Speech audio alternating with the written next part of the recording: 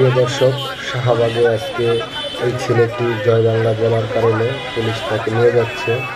দেখুন, এই ছেলেটি শাহবাগের গোল চত্বরে আজকে ডাক্তারদের 25,000 থেকে 50,000 টাকা স্যালারি যেন করে, সেই দাবিতে তারা আজকে শাহবাগ অবরোধ করেছিলেন এবং তাদের প্রোগ্রাম শেষ করার পরেই এই ছেলেটি জয় বাংলা বলে স্লোগান দিলেন শাহবাগে। তারপরেই তাকে পুলিশের হাতে দিয়ে দেওয়া হলো।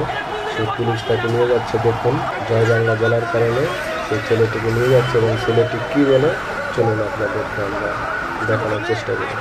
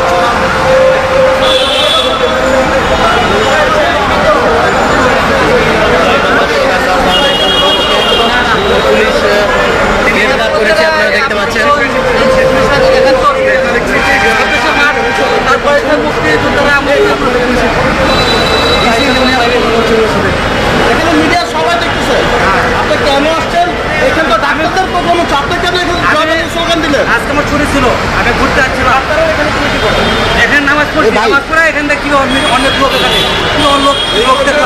লোক দেখার পরে এখানে কিছু করলাম।